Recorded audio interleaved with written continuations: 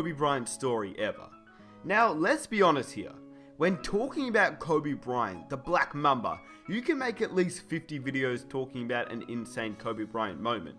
He was in the league for 20 years and had countless incredible stories each and every year.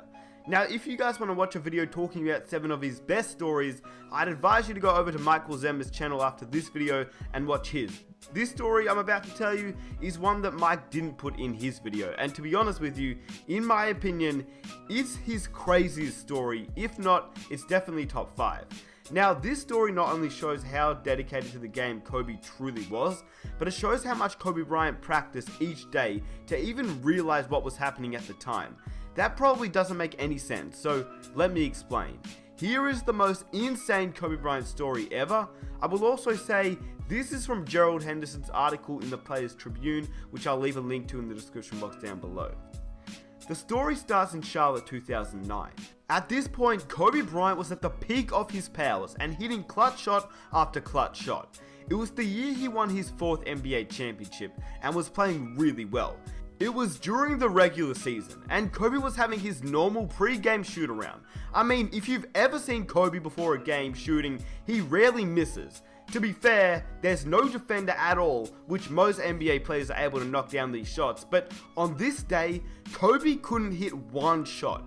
I mean, maybe he was just not feeling it this day. It happens. Players can sometimes just feel a little tired on back-to-backs, injuries can take over, but usually it's fatigue after a back-to-back game and things of that nature. Except, this is Kobe Bryant we're talking about here. This isn't just a regular player.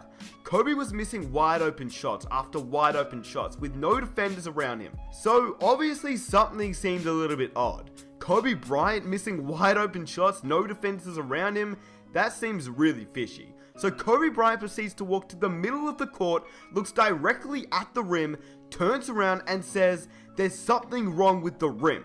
Not his shot, the rim. He said that to Gerald Henderson. The first thing that Kobe Bryant ever said to him. In fact, this was the first time they'd ever actually met. Well, kind of. At the time, like I said, Henderson was playing in Charlotte, but it was actually his rookie year in 2009, and the Lakers were visiting.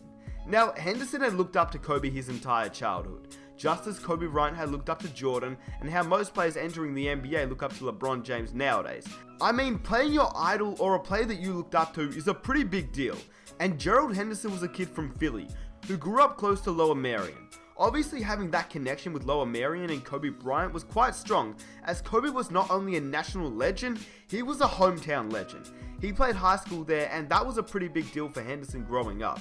He said that when he was 9 years old, his dad brought him to a high school game where Kobe Bryant dropped 50 points and sat for the 4th quarter. He also said he had visions of Kobe Bryant pulling up from one step inside the half court and draining it, and then walking back on defense with a strut, as if he knew just how good he was. He did. Lower Merion was a small gym, standing room only. Everyone was there to see him. So as you can imagine, Henderson was pretty pumped to be playing Kobe Bryant, the great, the legend, Kobe Black Mamba Bryant. And by 2009, Kobe and him were both NBA players. Anyway, back to the story. Henderson was already shooting around, and there's still about 45 minutes until the tip-off. And in Henderson's own words, he says, "Kobe's on the other end, still shooting, and I'm glancing over at him. Remember, I'm a rookie. I want to see how this guy approaches warm-ups. He's one of the greatest of all time. Maybe I can learn something from him, steal a move or two." I looked up, and he had stopped shooting. Kobe was up to something, but it was weird. He was missing more shots than he was making. Honestly, he was missing a lot. All of a sudden, I look up to Kobe, and he stopped shooting. He was holding the ball on his hip with one hand, and motioning to the sideline with the other. Then all sorts of commotion started. A crew of maintenance guys showed up out of nowhere. It looked like a hockey line maintenance guys rushing on and off the court. Kobe was saying something to them, and gesturing, but from where I was standing, I couldn't make out what they were saying. Suddenly, there was a ladder being set up under the basket. Kobe's pointing up at the rim, and the maintenance guys are positioning the ladder. A measuring tape is involved. I said, "What's going on?" Kobe was up to something. I'm standing at half court watching the scene play out, and Kobe starts walking over to me. "Something's wrong with the rim." "Oh yeah?" "We're watching a guy climb up the ladder and tinker with the rim. It's too low. The rim's a quarter of an inch too low." Hold up, I need to interrupt here because do you know how little size that is? 1/4 of an inch. Like what? That's crazy. Anyway, Henderson says, huh? What do you mean? I never really heard about maintenance issues with a rim before a game. Kobe goes, I was missing shots that I don't miss. I'm pretty sure it's low, 1/4 of an inch. The fact that he didn't even measure, he just knew from the amount that he practiced. Most NBA players, I guarantee you, wouldn't even notice. They just shoot a little higher or lower, but not Kobe Bryant. He shot it exactly the same way each and every time. Anyway, Henderson goes on to say, that was it, our first conversation. He went back to his shooting routine.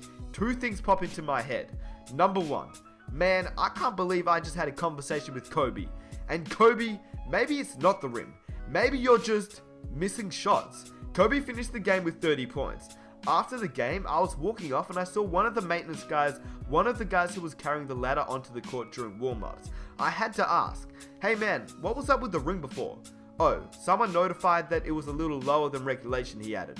Don't worry, we adjusted it to 10 feet. Then he told me how much it was off by. I could tell you his answer, but I think you already know what he said. Now, I don't know about you, but that story has got to be one of the most insane stories I've ever heard. Obviously, it's Kobe Bryant, and there are so many to choose from, but